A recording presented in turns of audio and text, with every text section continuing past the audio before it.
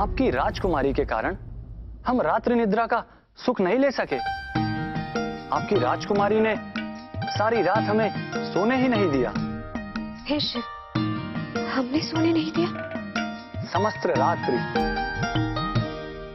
तथा प्रातः काल से ही आपकी राजकुमारी हमारा नाम पुकार रही हैं। उनका कृष्ण कृष्ण पुकारना समस्त रात्रि हमारे कानों में गूंजता रहा। वैसे तो हम भाग्यशाली हैं कि आपकी राजकुमारी हमारे नाम का जाप करती हैं, किंतु यह भी सत्य है कि इस कारण हम रात्रि निद्रा से अभागे। कुहू, इसमें हमारा कोई दोष नहीं। इसमें दोष इस नीलमणि का। ये रात भर कृष्ण कृष्ण की रट लगा रहा था और श्री कृष्ण की दृष्टि में अपराधी बन गए हम। आज हम इस नीलमणि को नहीं छोड़ेंगे। चलो जाओ। राजकुमारी, अब आप उस बेचारे को क्यों दंड दे रही हैं? अब आप रात भर अपनी कविता और रचनाओं में श्री कृष्ण का नाम लेती रहेंगी तो स्वाभाविक है नीलमणि तो आपका अनुसरण करेगा। एक और विषय राजकुमारी, प्रातः काल हम इतने प्रेम से श्री कृष्ण के लिए जलपान ले गए थे जिसे श्री कृष्ण ने स्पर्श तक नहीं किया, और ये भी आपके कारण। हमारे कारण? अब हमने क्या किया? रहने दीजिए राजकुमारी, हमें तो ऐसा प्रतीत होता है कि आप केवल कहने के लिए हमें सखी कहती हैं, वास्तव में मानती नहीं है। ये क्या कह रही हो? और नहीं तो क्या राजकुमारी, कल रात जो हुआ वे आप हमें अवश्य बताती। वो तो भला हो श्री कृष्ण का जिन्होंने हमें बता दिया, अन्यथा हमें पता ही नहीं चलता। क्या किया हमने और क्या कहा महाराज कृष्ण ने? कुहू, तुम ये जलपान ले जाओ, इसे हम ग्रहण नहीं कर सकते क्योंकि हमारा उदर भरा हुआ है।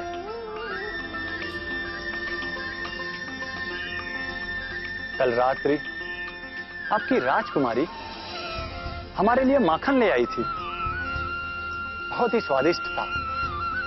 हमने आत्मसंतुष्टि तक खाया उसे। शिव शिव शिव, अर्थात महाराज श्री कृष्ण ने हमें देख लिया था, परंतु हम तो माखन वापस ले आए थे। तो फिर श्री कृष्ण ने माखन चखा कैसे? अब हम तो ठहरे सामान्य प्राणी, हम क्या कहें कृष्ण की लीला के संदर्भ में। पर हाँ, कहा जाता है कि कृष्ण की माया ऐसी है कि वे हृदय के अंदर की सारी बात जान लेते हैं। शायद माखन का स्वाद भी उन्होंने कुछ इसी तरह चखा हो। एक बात कहिए राजकुमारी, श्री कृष्ण के समक्ष कोई ऐसी वैसी बात हृदय से ना लगाइएगा, अन्यथा उन्हें ज्ञात हो जाएगा और आप लाज से मुख छुपाते रहिएगा। कुहू, हमें क्लांत करने में तुम्हें बड़ा आनंद आता है। जहां हम तुमसे बात नहीं करती, हम जा रहे हैं बाग में फूल तोड़ने।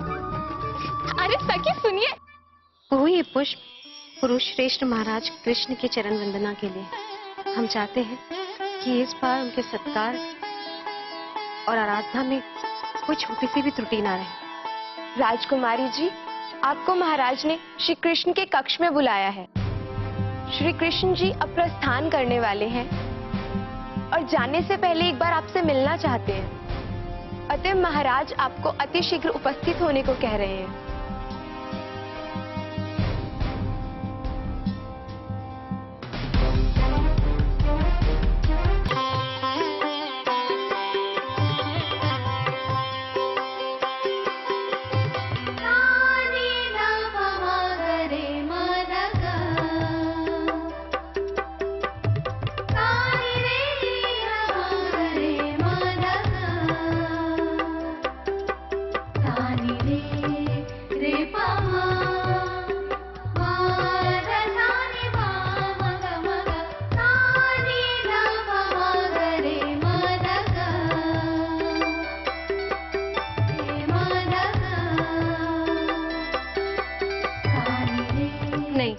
ऐसा ज्ञात हो रहा है मानो हम आभूषणों की प्रियदर्शिनी है। कुहू, हमें चंद्र आभूषण दो।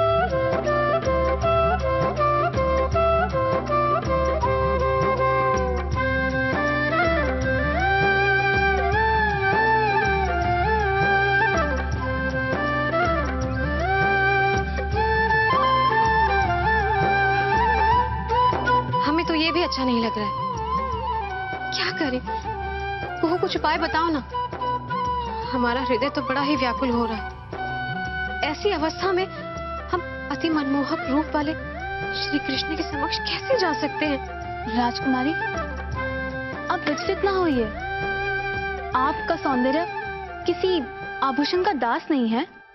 आपका रूप तो स्वयं अग्नि के समान प्रज्वलित है। हृदय में इतनी व्याकुलता लाकर इस रूप की कांति को मंद मत कीजिए। वैसे आपका मान रखने के लिए हमने परिचारिकाओं से और आभूषण मंगवा लिया है।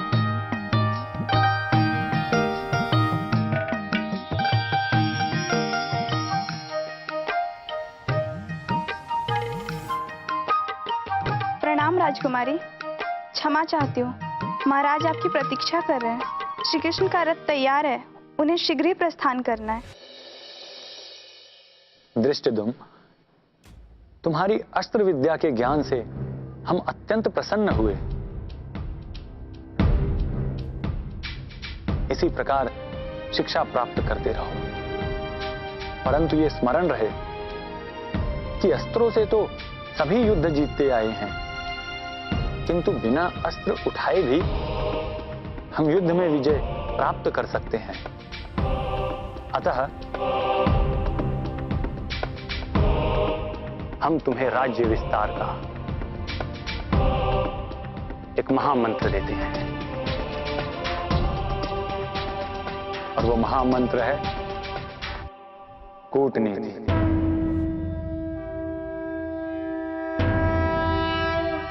युद्ध और रक्तपात के सामने कदाचित एक वीर राजा घुटने ना टेके, किंतु कूटनीति से बड़े बड़े पराक्रमी और कठिन परिस्थितियों को भी परास्त किया जा सकता है।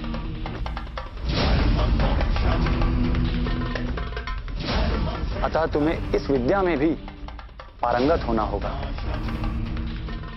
राज्य विस्तार के लिए तुम्हें सर्वप्रथम पड़ोसी राज्य के अधिपतियों और राजाओं से मेल मिलाप आरंभ करना होगा। बड़े राजाओं को मित्रता एवं संधि का प्रस्ताव तथा छोटे नगर अधिपतियों के सामने सहयोग का प्रस्ताव, यह तुम्हें एक महान राजा बनाएगा। जो शस्त्र से झुके उसे शस्त्र से, तथा जो प्रेम एवं सहर्ष तुम्हारी अधीनता स्वीकारे उसके सामने अस्त्रों का प्रयोग नहीं होना चाहिए।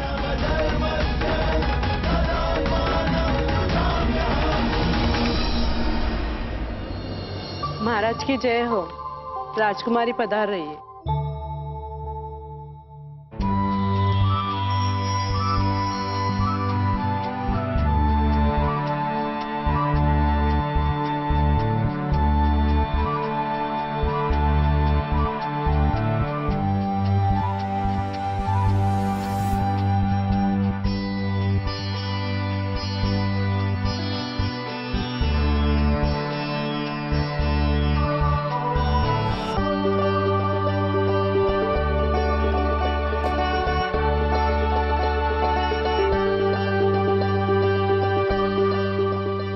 ध्रुपद नरेश पुत्री राजकुमारी द्रौपदी को मेरा प्रणाम स्वीकार।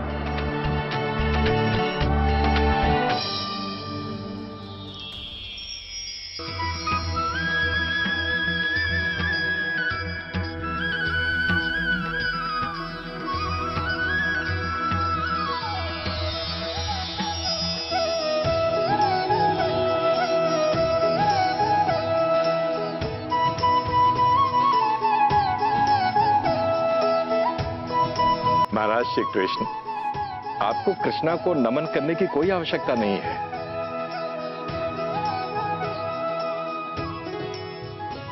मेरी पुत्री तो आपको ही अर्पित है।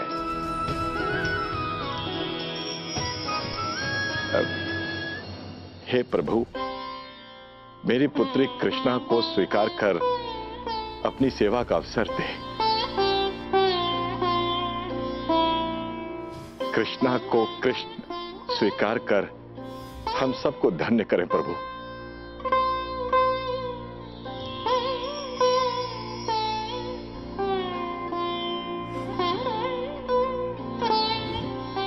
ऐसे हमारे भाग्य कहां राजन। हमारा और द्रौपदी का परिणय संभव नहीं।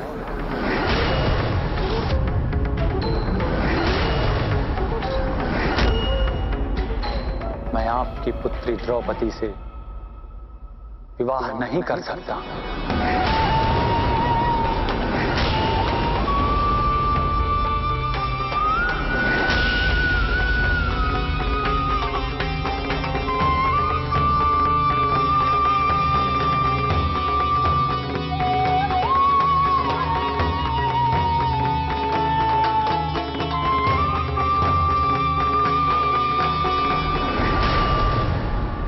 वासुदेव, आपके मुख से निकले वचन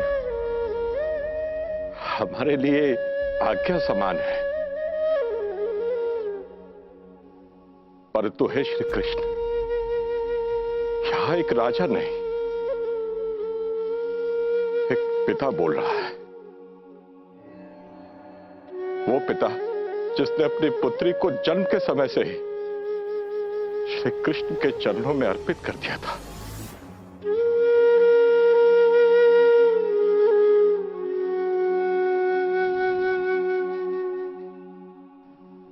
राजन,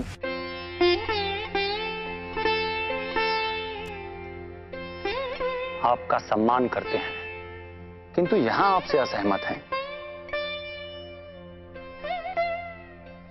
राजकुमारी द्रौपदी कोई वस्तु नहीं जिन्हें किसी को भी अर्पित कर दें।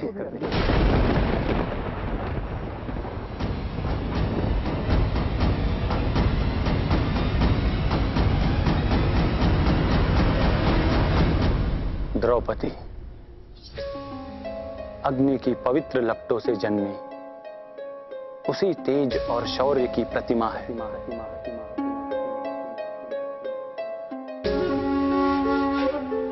राजकुमारी द्रौपदी कोई साधारण राजकुमारी या साधारण स्त्री नहीं, वो एक विशिष्ट नारी है जिनका जन्म विशिष्ट परिस्थितियों में विशेष प्रायोजन हेतु हुआ है।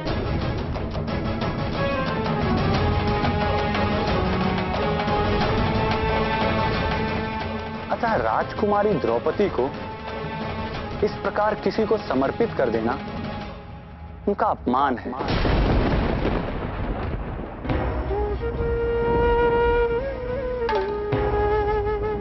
हमें ऐसा आभास हो रहा है कि राजकुमारी द्रौपदी का जन्म आर्यवर्त की भूमि का इतिहास परिवर्तन हेतु हुआ है।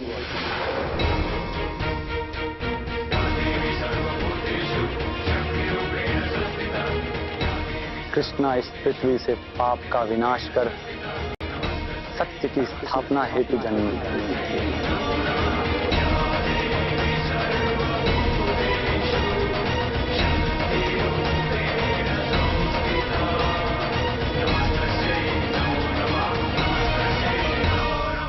राजन, अब हमें प्रस्थान की आज्ञा दें।